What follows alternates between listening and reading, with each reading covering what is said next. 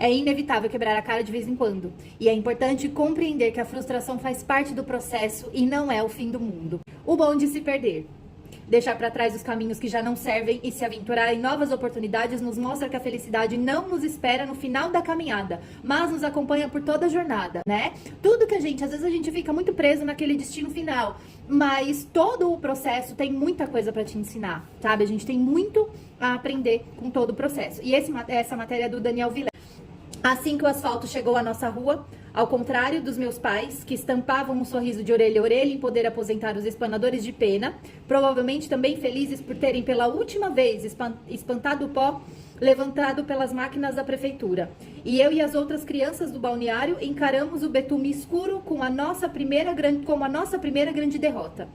Os que primeiro caíram da bicicleta, em vez de amortecidos pela areia, ralaram os joelhos.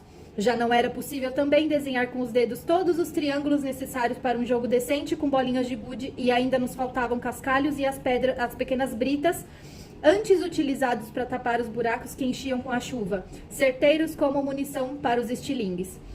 A paz entre as crianças e o betume foi selada poucos meses depois. A vizinhança começava a pendurar mais uma vez as bandeirolas verdes e amarelas entre um muro e outro. Os pais faziam cálculos para saber quantas extensões seriam necessárias para colocar a televisão de tubo na garagem.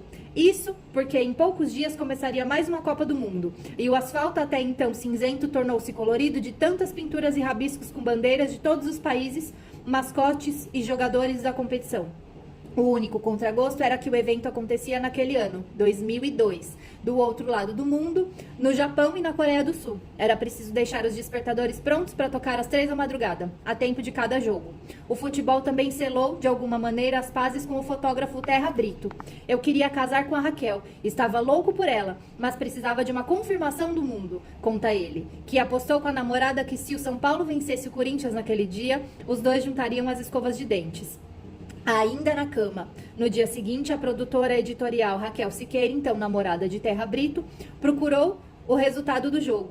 Quando vi o placar final, me senti um pouco frustrada por não ter sido uma goleada do São Paulo e também fiquei em dúvida de como interpretar o resultado, conta ela. Aos risos, frente ao empate de 1-1 entre os times. Lembro que fiquei meio abismada com a proposta de o resultado do jogo guiar a vida do casal, pois ele estava falando mesmo sério, mas não questionei, preferi respeitar a fé alheia. Relembra diante do método pouco convencional que Brito usava com alguma frequência para tomar decisões.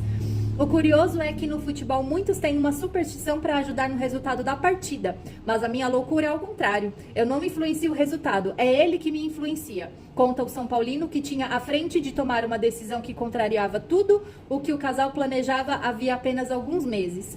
Antes de se encontrarem no abraço do outro em 2013, os dois haviam enfrentado quase que ao mesmo tempo uma separação. Estávamos tão traumatizados que combinamos de nunca nos casarmos e de vivermos felizes apenas como namorados, conta Raquel, que trazia um filho da primeira relação, assim como Brito. Chegamos a nos pedir em não casamento e fizemos até planos de dar uma festa de não união. Brinca. Agora estavam ali, diante de mais um empate, e sem direito à prorrogação, ou penalidades máximas. Como o São Paulo empatou, depois de fazer um gol nos últimos minutos, senti que no fundo a partida teve um gosto de vitória. Enfim, eu estava perdoado por mim e pelo mundo que inventei. Podia cometer essa insanidade que é o amor, principalmente o casamento, conta ele, que no dia seguinte já estava visitando o lugar para o qual o casal se mudaria 2 meses depois. Quantas vezes em nossa jornada também não seguramos os nossos passos à espera de pequenos sinais, recados desse tal destino que insistimos em culpar, mesmo sem nem conhecê-lo, para encontrar justamente dentro da gente a bravura que no fundo sempre esteve ali à nossa espera.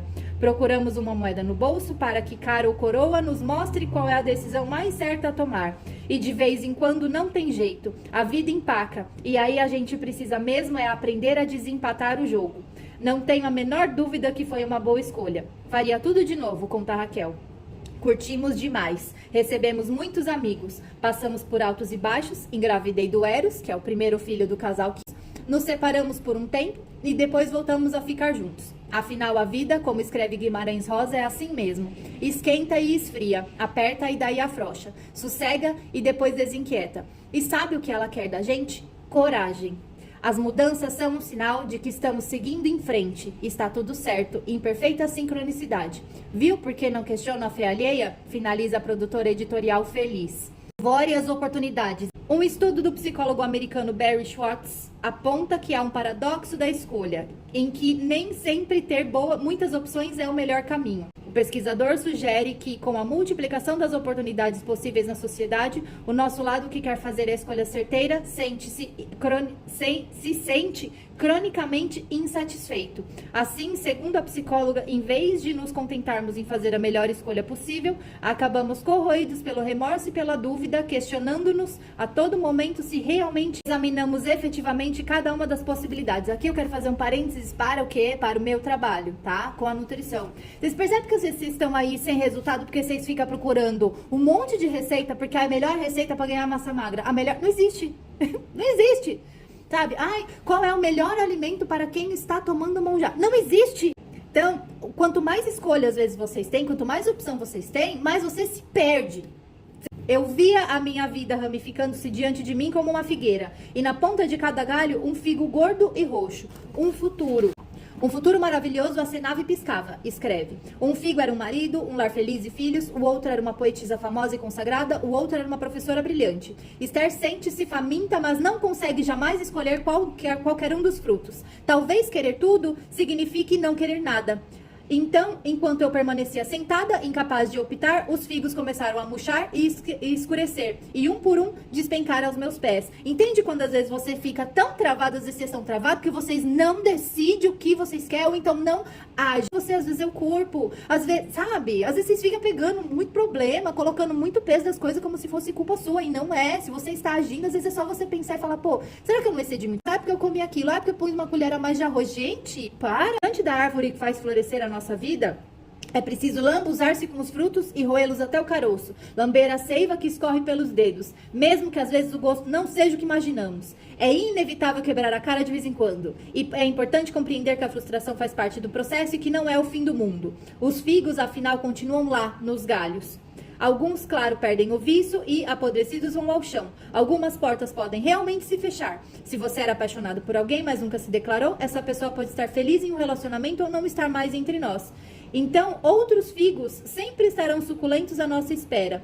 Ouço muitas histórias de quem quer resgatar um caminho. Viajar, aprender a dançar, fazer uma tatuagem, começar a tocar violão. São sonhos que não morrem, mas que foram deixados de lado por circunstâncias da vida. Então, se ainda existe vida em você, ainda existe possibilidades, né? E agora, aprenda a se perder. Se a vida amarga que nem Giló, é sinal de que chegou o momento de aprender a perder. Os acontecimentos tristes nos levam a duas opções. Uma é construir uma fortaleza dentro da gente. Outra é descobrir que somos capazes de fazer coisas que nunca imaginamos. A expectativa para conhecer Nova York ficou por um triz quando a designer Thaís Aragão terminou um namoro dias antes de embarcar e decidiu seguir com a aventura sozinha, apesar de o medo de passar seus dias chorando enfurnada no hotel. Entendi que o momento perfeito para a realização de um sonho talvez nunca chegasse, e mesmo que surgisse, poderia acabar de uma hora para outra. Meses depois de voltar de viagem, no carnaval de 2013, Thaís reencontrou o ex-namorado e percebeu que não havia mais volta. Em cada pedacinho do seu coração partido, ela procurou a felicidade e a reencontrou. Com a dor da constatação que não teríamos um futuro juntos, decidi que queria recomeçar a vida em outro lugar. E então se mudou para Portugal, onde a mãe morava há anos.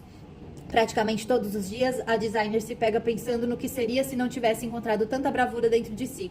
A gente só consegue enxergar o lado bom algum tempo depois, mas a incerteza do e se nas nossas escolhas pode doer mais do que qualquer coisa. Perca um tempinho a cada dia, enquanto morava entre Ouro Preto e Minas Gerais e Petrópolis no Rio. Aceite a tormenta de esquecer as chaves, de gastar as horas bestamente. Mesmo perder você, pois é evidente, mesmo perder você, a voz do riso etéreo que eu amo, não muda nada. Pois é evidente que a arte de perder não chega a ser mistério. Passamos tanto tempo quebrando a cabeça, recolhidos entre cálculos e as equações que vão nos mostrar o rumo exato a ser seguido, sem perceber que pouco importa, no fim das contas, qual caminho seguir. Aos poucos, nossa jornada, vamos acrescentando placas de sinalização, frustrações que nos impedem de voltar atrás, a indecisão torna-se tão branca quanto cal nos meios fios. O medo reside nas frestas de cada paralelepípedo nas calçadas. O arrependimento aquece o asfalto e queima a sola dos pés. Escolher não tem mistério. Então perca-se.